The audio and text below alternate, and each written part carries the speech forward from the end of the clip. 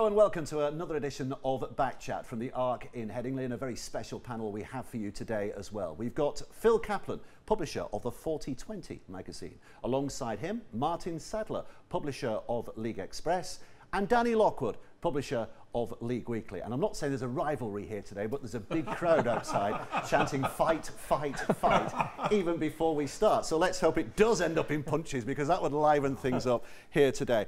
Let's just start with the Marwan Kukesh special that we had last night. Of course, we heard 45 minutes or so from Marwan talking about various issues in the game.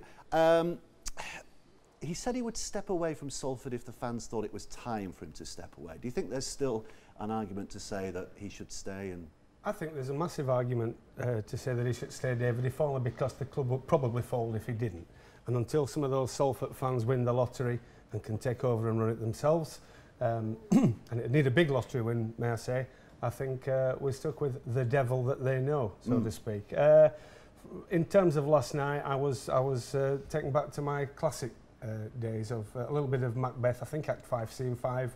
It was full of sound and fury, signifying nothing. Right. For my money, at least. To be or not to be? Well, I think the thing about Salford is that they've got to get the club sorted out so that it's really genuinely a rugby league club that works, that's run properly, and that people want to support in the city of Salford and perhaps in Manchester as well. You know, the problem that Marwan's had is that he's got such a massive personality that he dominates everything about the club, doesn't he? And everything seems to come from him. Well, ultimately, a club can't work that way. You know, ultimately, I mean, he's brought in Tim Sheens, which I think is a great thing to have done. But he needs to retain Tim next year. I think that's fairly obvious to most people. I think Ian Watson's doing a pretty good job, as far as I can see, as you know, coaching Salford, although you know it remains to be seen whether that does work out or not.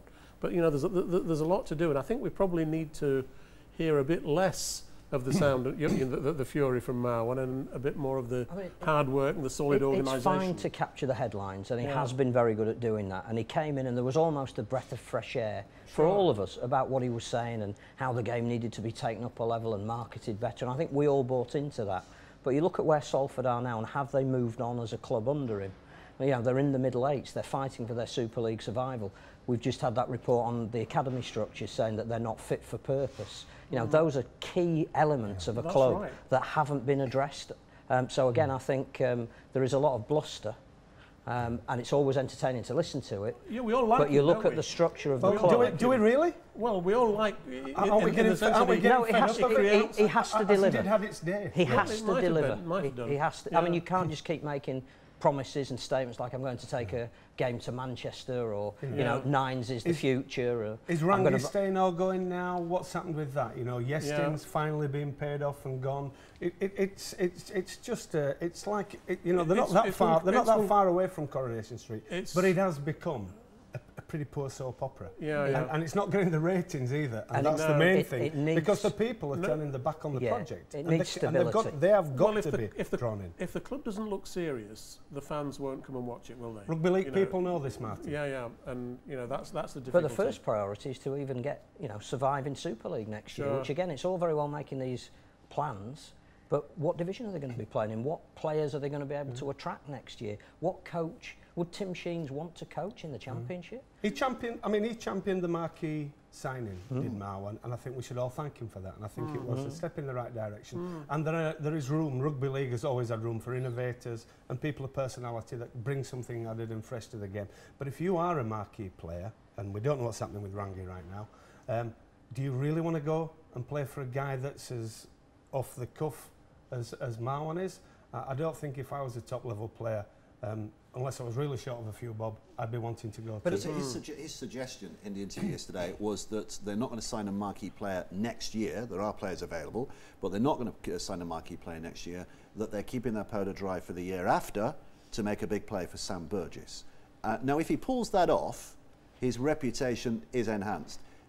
Does his reputation hang by whether he manages to do that or not? No, I think his reputation hangs about bringing some stability to the club. Sure. So how many players have we seen and coaches come and go over the last 3 years? It's not about who you bring in, it's about moulding the right environment.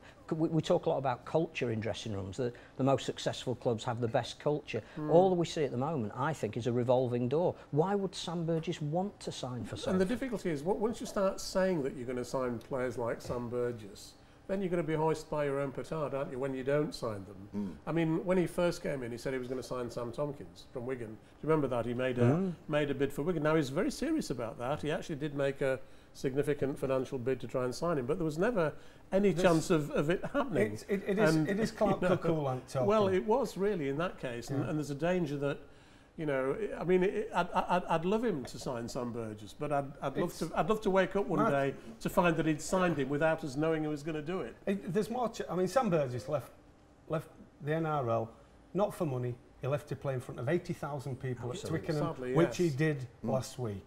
Yeah. He's not going to go for all the money in the world and play in front of 800 at the AJ Bell Stadium. There's more chance of him ending his career back at his junior club, Dewsbury Moor, than there is at Salford. Is it more about advice, that Marwan takes to take advice and take it from the right people? It's disappointing when you ask about whether he's spoken to other owners. And I mean, it's very disparaging about Gary Hetherington. And yet Gary Hetherington is one of the heroes of the game, you'd have to say. What he did at Sheffield to build a club from nothing, and then what's been achieved under his stewardship at Leeds. So is it a case of him having to take humble pie and actually listen to what other people say? Well, if I were in Marwan's shoes, the first person I'd phone and go and see would be Gary. Because, you know, Gary has shown in two quite different contexts how to build a club in the case of Sheffield and how to make a big club even bigger in the case of Leeds. I mean, Gary's great skill is that he's actually a brilliant delegator. He employs the right people. He gives them a job to do, gets them to do it, and you know. And Gary, I won't say Gary sits back as a chief executive, but he's incredibly hands-on. He is hands-on, but he's very good also at picking the right people. That's the point. The people at Headingley, I think, are a great bunch who know what they're doing. But the two men are polar opposites. Yeah. In every which way you want to measure either business and business management style, and indeed their depth of knowledge of rugby league and the kind of people who make the sport what it is, both on the field and in the terraces. So it doesn't surprise me that Marwan and Gary are a little bit chalk and cheese, but the fact is he needs to listen to someone, even if that's Tim Sheens. Or Ian Lennigan. But he also he needs to buy into the idea that this is a long-term project, that you cannot solve in a sporting team environment a problem by A, throwing money at it, either to sign people or silence them, or B, just get a disparate collection of individuals. You know, the one thing about if he was going to go to either Leeds or Wigan and take advice is that while you're signing the marquee player, you're bringing up academy players. Well, he did stress that, didn't he? He did stress that that there is going to be more. But he's completely ignored it up till now, when they've got a rating that is below standard. But see, the thing is that Marwan's other great love is horse racing, of course, and it's interesting to sort of look at the differences between rugby league and horse racing. I mean, you can go and buy a yearling, you know, from in horse racing, and 2 years later it could be winning the Derby, couldn't it? You know, it's a much shorter timescale for success, and it's much simpler in a sense. And are we talking about Blackpool donkeys now? But he's had some great horses. You know, he's a very successful. He's got lucky. He's a very successful owner. And you've only got one jockey to deal with. Absolutely, you haven't one got trainer. 30, a staff of 30 of players and it's a much more individual sport, isn't it, in that sense? Okay, I mean, I think the trumpets were sounded when Marwan Kukash first came into the game. Wow, here's a multi-millionaire who's going to change the face of Salford and possibly the face of rugby league. I think a lot more people are more cynical since. So in a word, good or bad? Good or bad that Marwan's in rugby league? Good. Yeah, I'm fine. And I would like more people like Marwan in rugby league, but he now needs to deliver. Yeah. Oh, I'm all in Marwan's favour, and I still hope that he's going to one day have a very successful Salford club. That's what I think what we all do hope for, because you know, to have a successful club in the heart of Greater Manchester, I think is vital for rugby league. Well, we're going to give the badge of honour to Danny, because I asked for one word and he gave me one word, and you two gave me loads and loads and loads of words. Sorry, Dave. Salford are involved in the Middle Eights at the moment, of course, and before it began, we thought the Middle Eights was going to be the most exciting competition. It's proving to be the case at the moment. How's it boiling up for you? Yeah, it's boiling up to what I think we all expected when it began, which is going to be that probably Wakefield in fourth. And then the big match is not this weekend, but the weekend after, when Leigh hosts Bradford, and the winners of that game will probably face off with Wakefield although Salford are a little bit still in the mix for the $1 million game. But I think that defeat of Salford by Bradford gave credibility, much needed credibility to the competition, and I think that, you know, everybody in the game will tell you this is a 2- and 3-year project. I think the chairman, Messrs Lenigan and Hetherington, said that in the last back chat, and I think that is so, but very encouraging for me. Well, Bradford are a funny team, aren't they? Because they seem to either win easily or lose easily. You know, I mean, this weekend they're due to win big again, I suppose. You know, they won big, lost big, won big, lost big. So, you know, put your money on them winning big this weekend. But you know, they're the club that looks to have, you know, the potential and the infrastructure to get into Super League, as do Lee. But I think Wakefield are going to be fighting a very, very strong rearguard battle, and they are doing. They were, you know, they only just narrowly lost at Hull KR on Sunday. You know, I don't think we can write Wakefield off and think that they're going to end up in the Championship. There's an element of it this year telling us what we already know. Yeah. And that you look at the table just after the halfway stage, you've got 4 Super League teams, 1 to 4, Championship teams 5 to 8, which is exactly how they started out. But this year, I think it was all about that £1 million game. Well, who was going to be in it? I think if we rewind a few weeks, I think a lot of people were saying, and people around this table were saying, Lee, and they'll probably get in there, and it could be another Championship team who are really pushing I think as well. If you look at the public reaction to the first 4 weeks, it was brilliant the first week, rubbish the second week, intriguing the third week, and rubbish again the fourth week. So that's great. It's got people re-looking at various scenarios every week, but it's going to boil down to what we already thought it would do before it started, and that is probably either Salford or Wakefield from the Super League against either Lee or Bradford from the Championship in one game to decide promotion. And that's fine in the first year. The danger would be if we have that scenario in years 2 and 3, will the fans still buy into it if it's that every year? Well, that remains to be seen, Phil, doesn't it? But Dave is right in one sense, in that a lot of people said before it started that Lee would finish third.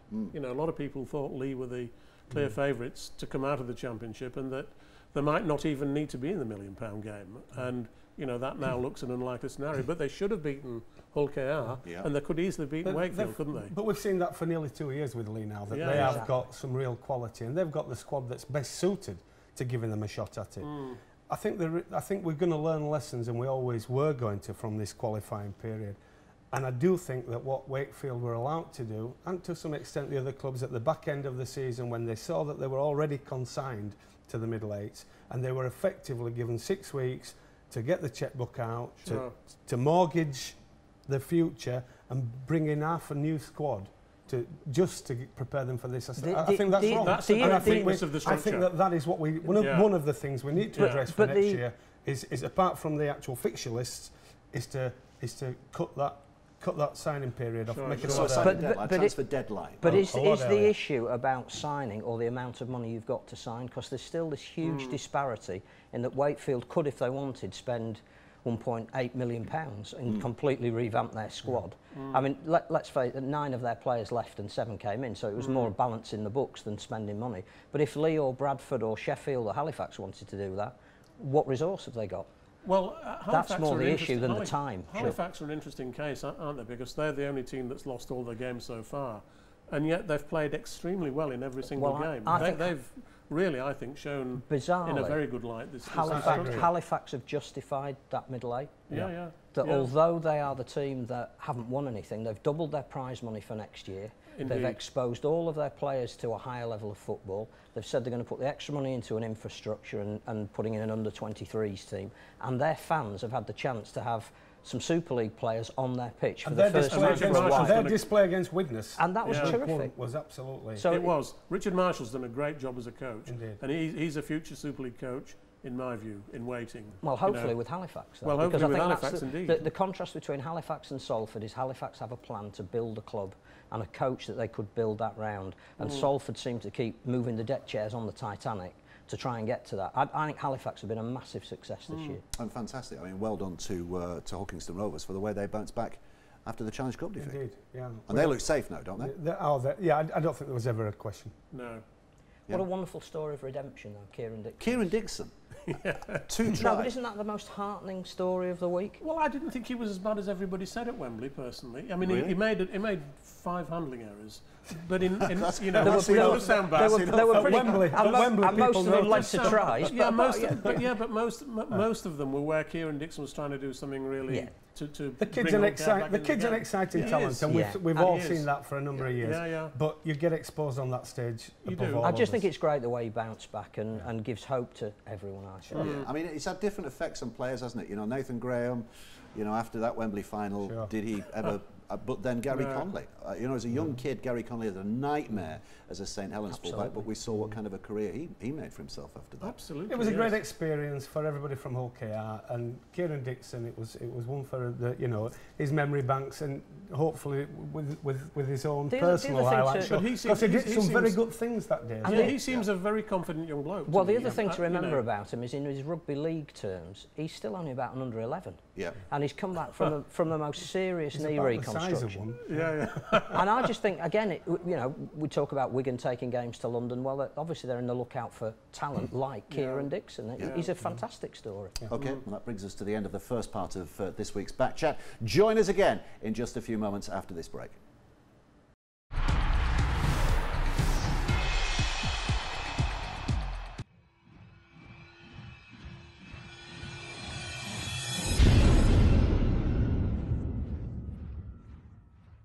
Welcome back to Back Chat at the Arc in Headingley.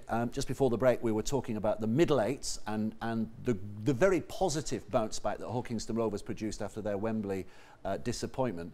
What about the top eights and Leeds' reaction? A very different reaction. They looked very jaded, didn't they, against St Helens? Well, they did, but they'd got several players out, of course, haven't Yeah, they? yeah. And you know, when you've got Watkins out and Hardaker and Burrow, you're not going to play quite as well as you did the previous week. And of course, the key thing in that game last Friday night, for me at least, was that John Wilkin came back. And that was the crucial element in that match, because I just thought he gave them a leadership and solidity and, you know, gives them a third kicking option as well, which I think is quite important But we also too. saw Luke Walsh playing in a style and a fashion Yeah. that we've not seen since he first arrived, and what we've always lived in anticipation of. And I think we saw that when he does play and take the line on, they are a different proposition altogether. At last, he looked to get his confidence back, didn't he? He's not looked like that for. But I think much of the you're right. season. That's because of the arrival of Wilkin, Yeah, who yeah. took some of the pressure off him, some of the kicking game off Yeah. him, some of the organisation off him.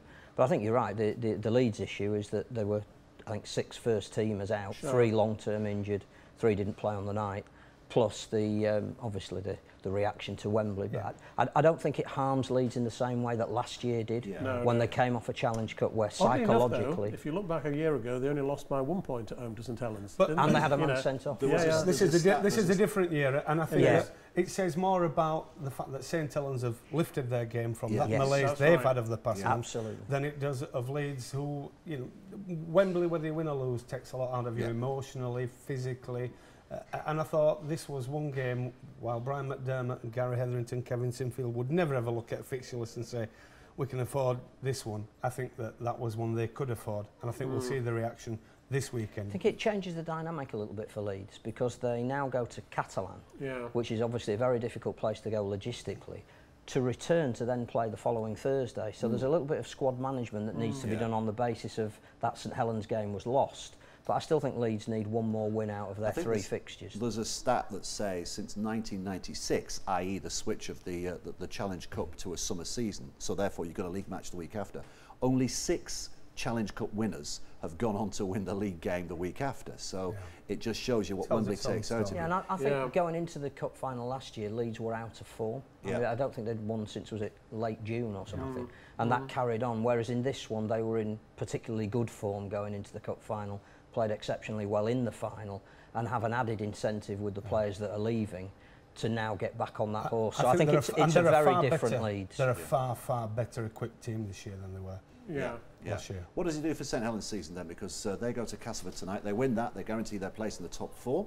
That's a massive game, because Castleford's season now rests on this as well, doesn't it? Saints can almost afford to lose and still be the favourites to finish in the top 4. Well, I thought Cass played extremely well last Thursday at Huddersfield, and they were very unlucky. I mean, I thought that Meakin probably deserved to be sin bin when he tripped Wardle. But even so, you know, Huddersfield scored 4 tries and were in rip-roaring form. during that 10 minutes. I thought Huddersfield were fantastic. I thought it was a actually. cracking game. It was. I really enjoyed it. Coach Paul Anderson. He was, Well, he was very pessimistic about the whole thing. After Well, that. there's a surprise. He doesn't even like Christmas. no.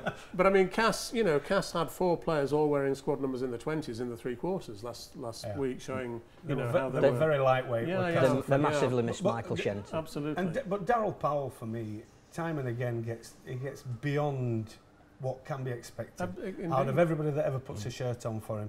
I think that they've probably run their race now. Yes. I think that tonight will be one too many for them, both in terms of manpower and indeed, just the emotion of what's going around. And they've got a very, they are fairly good at confounding their critics, though, but they've got a very difficult. No one better. 3 games. You remember that Saints game earlier in the season when? They've got to go to. But after this, they go to Leeds and then they go to Wigan. It looks tough. So it looks tough. I think with their points difference, I can't see Castleford breaking into that 4. But I spoke to an avid Cass fan this week who said we'd absolutely have taken 5th at the start of this season. Sure. Looking at the players that we lost, look at the recruitment that we had to do, look at the injuries that we've had, various other off-field issues, to finish 5th is a massive achievement for Castleford. If they finish 4th, if they do finish 4th, would that be a bigger achievement than what they had last year? Because last year they were touching distance of the League Leaders' Shield.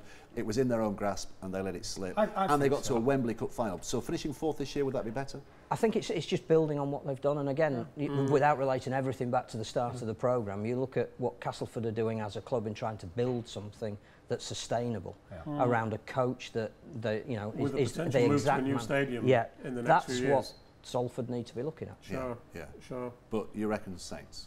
Oh, I think the top 4 is more or less settled now. Sure. It's just even if Cass won tonight, I think they'd still struggle to get into it. There's a little bit of a juggle for position below Leeds, I think. Well, 3rd and 4th. I mean, I personally think it's Leeds and Wigan for 1 and 2. Yeah, pretty certain. It would be difficult to see beyond that, but now I think we can start sort of smacking our lips for what is going to be an absolutely pair of cracking semi-finals. Well, we've still got 2 weeks of the season to go, though. 2 weeks of this top 8 season to go. And again, just harking back to the start of the programme, and a theory that the Salford owner was putting forward is, in this top 8 scenario, have 1, 2 and 3 rewarded by giving them a place in the semi-final, but that 4th place in the semi-final, a week before the grand final, that 4th place goes to the best performer of the other 5 in the top 8. I'm confusing myself even trying to explain it. We've only just got our heads around the 12s and 8s. I know. But is there merit in that? In that Hull and Catalan therefore come into the top 8s? I think there is. With something realistic to play for. There's merit in looking at how this.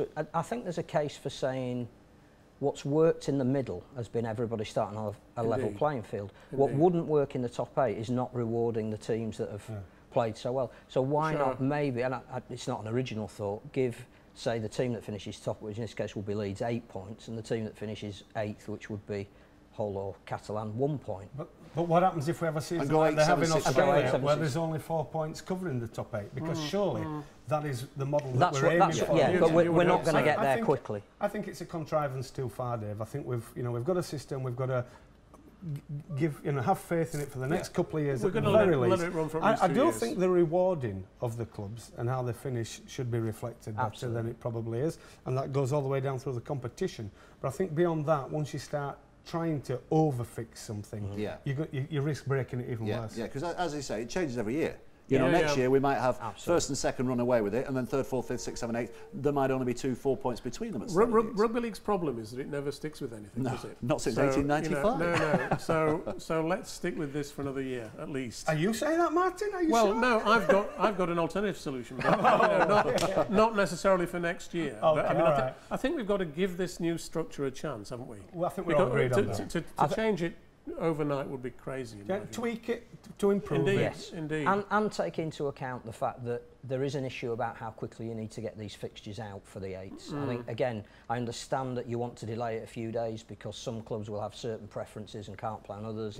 And, you want to do a big launch, but I do think from a fan's point of view, we need all the information much quicker. I'd like particularly to understand with Catalan. I don't even understand. I should. Yeah, and you quoted Macbeth. Yeah, and that's right. He doesn't understand. I still don't understand. Still don't understand how a fixture list can be arrived at. Yeah.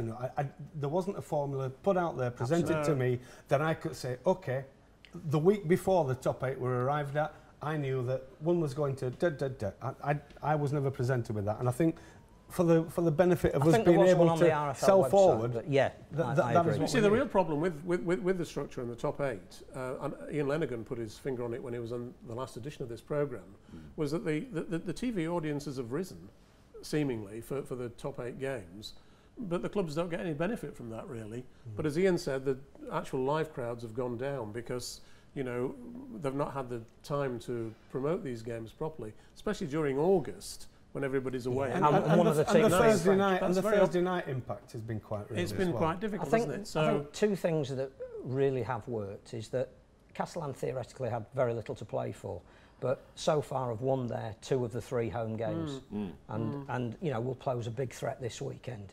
I think the other thing as well is we should credit Wigan for taking a game to London. Absolutely, and when we're talking about crowds, to get the highest crowd in the capital for a league game for close on 10 years, was you know, we must credit the Wigan PR and marketing machine for that. Yeah. And of all the games that I've watched in this 8, the only game that's felt a bit ho-hum has been Warrington Hull. You know, a lot of tries and nice to watch, easy on the eye, but it just felt a bit ho-hum. But that's been the only one. Yeah. All the others have these are still professional athletes who are getting well remunerated and who should be playing for contracts. Or a chance to bring in young players to see how they play in this environment. I mean, the game you talk about Warrington and Hull, loads of young players on both sides in that game. Young fullback Jack Johnson, I think it was, who made his debut and played well. You've dangled the bait. You've dangled a little bait in front of us there, Martin. So what is it? Your alternative structure? Well, the real success of the middle 8 is that they've all started at 0. 0 points. I think we all agree. Therefore, can we find a way to make the top 8 teams also start at 0? My theory is that you should reward the teams in, you know, finishing 1 to 8 by saying to team 1, you'll play all your top 8 games at home. Team 2 play all your games against teams 3 to 8 at home. You'll play team 1 away, and so on and so forth, down to team 8 that then plays all its games away. So that every finishing position in Super League would then be vital, because you'd want to finish first rather than second. You'd even want to finish 7th rather than 8th. Now the problem, as Danny's going to point out quite rightly, I'll just anticipate it, is that, you know, it'd be a problem sorting out the money, basically. Martin, you know. I've got a string vest at home that's doesn't have as many holes in it as, go on. Everything about it, you know, financially it wouldn't work for the clubs. The fans of the team that finished 8th might as well go on holiday at the end of July and stay away till Christmas. Well, not so much as they have to do now, because of course they'd be on level points with every other team. No, you know, not for long they wouldn't. Not if they finished 8th, and so you're sending them on the road for 7 weeks. Has anybody got a paracetamol? Well, that's the punishment for finishing 8th. But, that baying crowd outside is suddenly getting more interested here. Well, come on, right, Wigan in London. I went down to that game. Really entertaining, really enjoyable. It felt like a proper atmosphere. I think they gave a crowd of just over 8,000, biggest Super League crowd in London for 9 years. Remarkably easy to get to on the train, Millwall as it happens. Many Millwall fans there, David? I think there were a few. I don't think there were over 1,000. The PR said that 4,500 fans were from the south of England, and about 2,500 of them were at their first game of Rugby League. So even if you allow for the fact that there may be something built in there to slightly exaggerate the influence with the local population, that would be something really good to build on. So we've had Ian Lennigan is a very accomplished businessman. He knows the London sports market as well as anyone. He knows football as well as he knows rugby. He's a very astute man in a lot of ways, and I just think it needs wholehearted applause. It deserves enormous credit. Wigan are the best marketeers of the Super League clubs, for my money. We just need more of it. 80,000 at Wembley, 8,000 then at Millwall. You've got a test match at the Olympic Stadium. You've got Wigan have already announced the Capital Challenge next year. They're going to make that bigger and better. Suddenly, we sort of almost, via Wigan, have a strategy for the capital. The hope would be that the Broncos and the Scholars are also included in that in some way. You know, it would have been lovely if at Millwall leaflets had been given out saying, if you enjoyed your first experience, there is a team that plays, down the road. So provided it's an all-encompassing strategy, this is fantastic. But should we now say there are 7 games in the middle 8, that one of those games should be taken on the road Has to by be on the every road. club. Yeah. And We that had they that. get- We were reminiscing. Was it 97? Yeah. That we had the on the roads. And Edinburgh, we had a game Swansea. Leicester. 98. Edinburgh, Bradford went to Swansea. Leicester. Yeah. Wigan went to Edinburgh, I think, that year, didn't they? St Helens went to Cardiff. And the NRL still do it. They still take games on the road. Sure. And I think that even looking beyond that, because you know, we're developing the international theme, and I know we've not discussed it, but Jared Hayne getting an NFL contract. What price having the World Cup Challenge in San Francisco? Precisely. With the Absolutely. publicity that he's getting and garnering for the game right now. So exciting times, but it takes someone with vision and business acumen, and that's what Ian Lenigan has. But the real condemnation of our sport in some ways is that we had a very successful World Cup game in Bristol in 2013. No plans to take a big game to Bristol since then. But we had a know. very successful test match in 1908 in places like Yeah, Crystal Palace Cheltenham, and yes. Newcastle, and we've Yeah, never yeah. gone back. So it's not Yeah. new. Part And of the, it, the of Bristol course. thing, there were a lot of Bristolians Well, there. there were, That was yeah. a And again, genuine local event. You Yeah. talk about Cumbria, and there's all this debate about whether we should make some provision for them to make a return to Super League, and in what guise would that be. But there were 8,000 people that watched World Cup games up there 2 We years seem to ago be- that we haven't capitalised We on. seem to be masters of the moment, but not the plan. don't we? Yeah. Where are we Yeah. with Canada, by the way? Because there was this big idea that Just Canada... north of... Yeah, I know where it is. They're It's a playing big 2 country. colonial test matches in Yeah. September and October against America. But there was a big There's- suggestion that they were going to come into Championship they're- 1 level, weren't 2017 they're talking about now. they? Is that still going to So- happen? Yeah, Well, I tell- No, that it's it not could going to do. happen. No. You don't think so? No. Do you have that from the horses' or the elks or the The moose's very, mouth? very beaver, earliest the it national might animal, happen beaver. would be 2017, but I think the people that originally proposed it may well not be able to deliver on their No. original plan. But the due diligence that you would need to do to get League One teams to Canada It would doesn't be bear crazy. thinking about. It Yeah. would be crazy. Well, But I what thought- does I is thought it taking sounded- Super League games on the road. Yeah. I thought that the Canadian plan sounded feasible. Toronto is a big rugby city, and I say rugby city because it's 20 or 30 rugby union clubs, but like our summer conference developed out of union clubs, you know, so do they have 4 or 5 league teams who potentially could have Not made yet. it work. But they need the sponsorship. They said they had an airline backing them. They said they had a big hotel group and a TV deal as well. Will it come off? Well, it was always a long shot for Yeah, me. doesn't absolutely. sound realistic, absolutely. does it? But I think I- we need to be. We've talked about the opportunities that have been spurned in the past. Before we actually start taking, the University of All Golds over to Toronto, perhaps we do need to just take Super League games on the road first. Well, the thing is that, when we talk about Why not expansion both? and going into Canada, there's a lot to do in the United Kingdom first, isn't Yeah. there? A lot of places like Bristol, I've already mentioned, that we ought to be focusing on. And I mean, it's great to see Coventry, for example, coming into the competition this year. And They've some of been their crowds have been actually quite encouraging in And the stadium's League good. One. I don't see Good why we're just stadium. looking at one part of the game. I think the international theme is quite separate, and that is where I think Well, that the game has fallen down I since the World absolutely Sure. agree Cup. with With the international theme, but Canada playing in a domestic league is something different. I'd like to develop Canada as an international nation. They're going to play in the Americas qualifiers for the 2017 But World just Cup. These two don't pay expenses for people going watching at Backley. So can you imagine getting a local freelancer to go all the way to Canada? To I go, can walk He's on the to plane. Mount He's on the Pleasant plane. from my office there, and Yeah. I'm a big internationalist. Right. Yeah, I think we all are. But the sensible thing to do for Canada is presumably to play club rugby league against the American teams. Yeah. Yes. You would have thought. Yeah, can and find develop, some- and develop more. No, Sure. that's finally settled again because that was split as well. It's Yeah. very That's rugby league, very rugby league. And we're back with more Very Rugby League in the third part of Back Chat in just a few moments' time.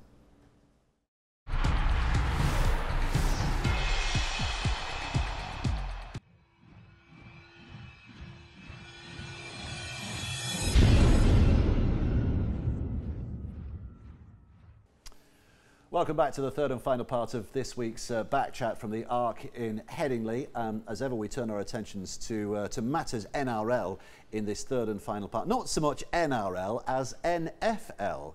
Jared Hayne, the Hayne train, just keeps chugging along, and all the cynics who were saying, "Oh, he's not going to make it, he's not going to make it," suddenly he's in a 53-man squad, or whatever they call it, roster. Phil. Fantastic. What a great story. Not just we should pay tribute to his athletic prowess. I mean, to not have even having played a game that has a rule book that is the size of the Encyclopedia Britannica, and within 3 months to master that sport. But the profile he's given us, the fact that the NFL are putting out promotional videos showing him playing for Parramatta and talking about welcome to our league. It's magnificent, but also it's the rise of the global sportsman, isn't it? You know, it's a man who can, or a woman who can master more than one sport. Sonny Bill Williams, not just with league and union, but league and boxing. Now we've got Hayne with league and the NFL, and yes, they'll go back and look at more players, but actually our profile has risen immensely on the back of the athletes that we're producing that we haven't been able to tell the world. Has it? Because if you read the American newspaper reports, it is rugby player. Sure. A generic rugby player, and with the Rugby Union World Cup coming up, does Rugby Union I think they've shown him playing for Parramatta, and I think again the link is with Australia, and I'm not sure that enough Americans will appreciate the difference. I'm not sure that matters. To be honest, I think our stock has risen immeasurably by Jared Haynes' exploits. One of the things that we need to do is to be able to exploit his success for rugby league. I mean, the Americans are already talking about, you know, NFL striking big TV deals in Australia for people to watch Hayne, but really we need to do the reverse of that. We need to get the Americans wanting to watch rugby league to see more players from where he came, don't we? And that's what you doubt whether we've got the ability to do. They're bringing a game over to Wembley, or 3 games this year again, like they normally do. We need to make links with them, and we need to be talking to the USA Rugby League, like we were saying before the break, and saying you've got a marketable asset in your country now. Well, with respect, I just don't think we get it about American rugby in all its forms. I was personally involved in putting on a rugby league tournament with the Aussies in California in 1987-88, and indeed staging, for the only time it's ever happened, a 4th State of Origin match in Long Beach that year. And we've gone backwards since then, and we don't grasp just what the potential is. I was in Las Vegas this February for an IRB Sevens tournament, and there were 60,000 fans in there. America has a very well-educated rugby public. It is not a rugby league playing public, for sure, but the potential is massive, and the best we can do after the success of the USA in the World Cup is we can make Brian McDermott, you know, coach of the USA team, purely based on the logic that Leeds like to have a training camp over in Florida. And that is about as far as we've gone, and I, for one, having, you know, seen at first hand what the potential is there, I'm incredibly frustrated by our inability. And I think that this Jared Hayne moment, and I agree with Phil, is an absolute godsend, because the Americans love contact sport, they love running sport. League is so much more like American football than union is, and they don't have the hang-ups about the development and the sport that other parts of the world do. We've got the America's World Cup qualifiers being played over 10 days in early December that Brian McDermott is specifically going over for to coach the USA to the 2017 World Cup.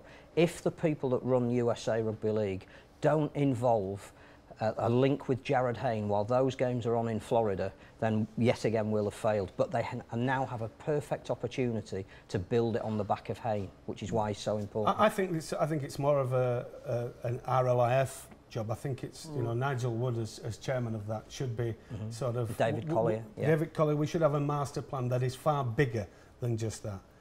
But we keep saying it. But there is a link now that you can actually do something material very quickly on the back of these.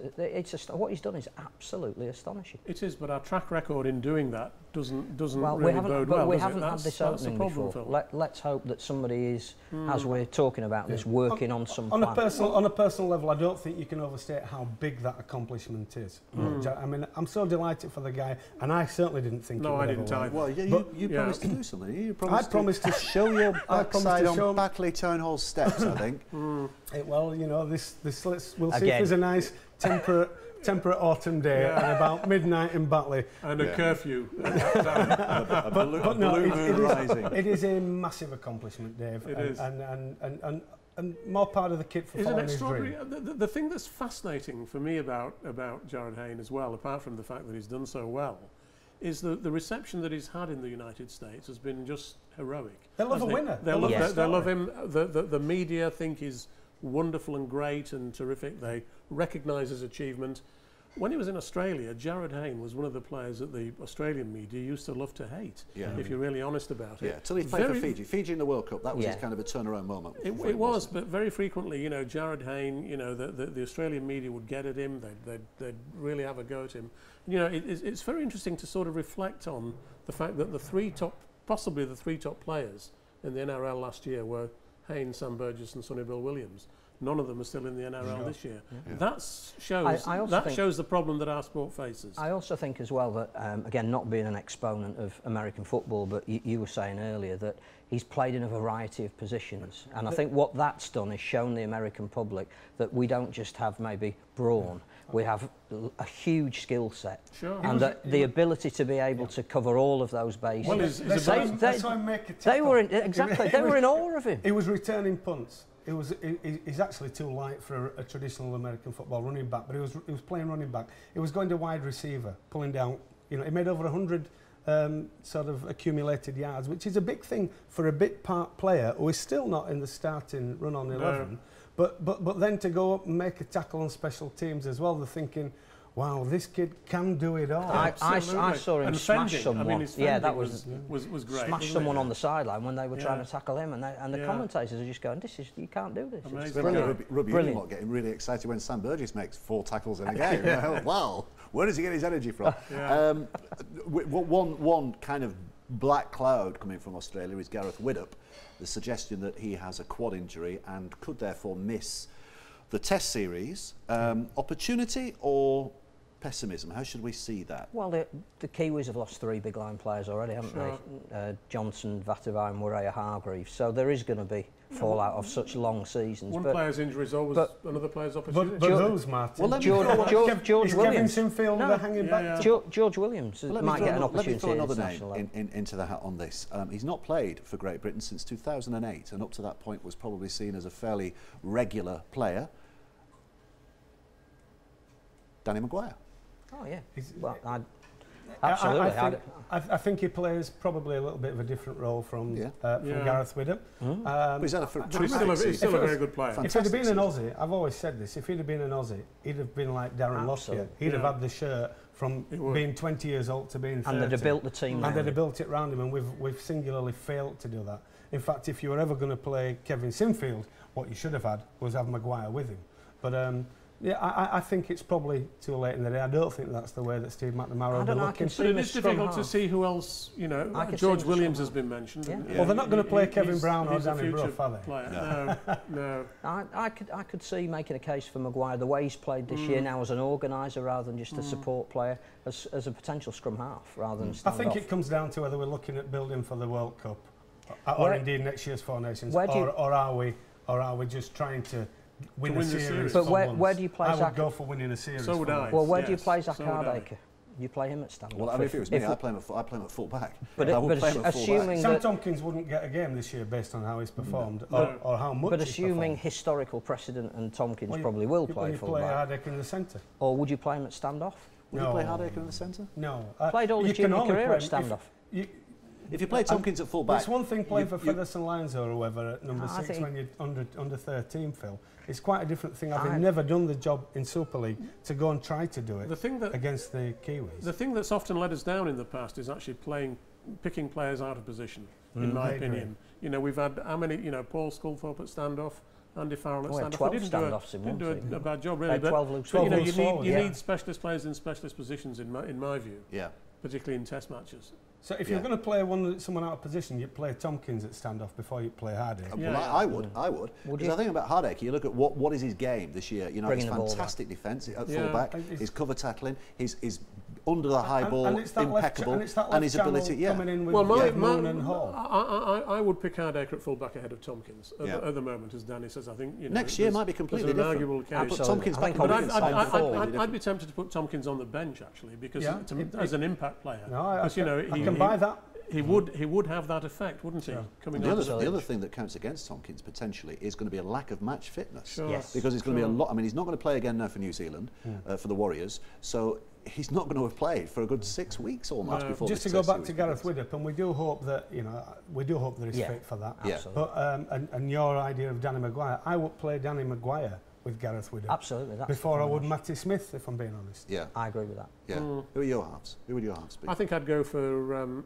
well, if we assume that Widdop isn't fit, I think I'd go for the Wigan pairing of Smith and Williams. I think that team understanding Probably might be quite important, actually. That's got merit. Yeah. Full marks to Sean Way, by the way. Full marks to Sean Way. For going with who could George, easily have said, Absolutely. we need an established standoff, we need a name at standoff. Mr. Lenigan, can we sign one? But no, right at the start of the season, he said, this young kid is it. And when he was under pressure and he was making mistakes, I'm sticking with him. And he's absolutely paid dividends. Absolutely. Which is why vindicated. he might be worth putting into that international arena on the back of that. Yeah. Sure. Certainly to be in the squad. Yeah. Certainly to be in the squad. Right, okay. What about the denouement of the Australian season? It's looking pretty fascinating. Can anybody stop the Roosters? So Not really. As an outside bet, Canterbury might. They're just a horrible team to play against in the playoffs. Yeah, they're grubs. They've scraped in there, but I mean, Sydney, the Roosters have won, what, 12 in a row now? But they've got Melbourne this weekend. Now, they do have double jeopardy in the NRL, so it's not the end of the road if they do lose to Melbourne. But that was a cracking win in a scrappy game that that Melbourne dug out at Brisbane last week. So, you know, and they're quietly flying under the radar. So there's some cracking games. I wouldn't rule Brisbane out either. I think you could see those two. I think you could still see, you know, Roosters and Melbourne back. I think one of the really interesting stories about the NRL this season has been Cronulla coming back. You know, after they've had that horrible time with those drug allegations that ultimately turned out to probably not be true. You know, and no, they couldn't. And this year they've been absolutely terrific. But isn't that the difference between, we're talking about how do we manufacture our eights over here? Cronulla bottom of the league last year in the playoffs this year. Was it Penrith fourth last year? Fighting for the wooden spoon this year. That's really the competition we're aspiring to. Of the 6 or 7 teams within 2 points at the bottom of the table, it was the end. It was unbelievable. I think the thing about the Roosters is they've got the star man as well at the moment in Tuivasa-Sheck. I mean, his stat, would he do something like 320 metres in one game? Yeah. And he's the first player to do over 5,000 metres in the season. Let's hope he's not heading to the NFL, eh?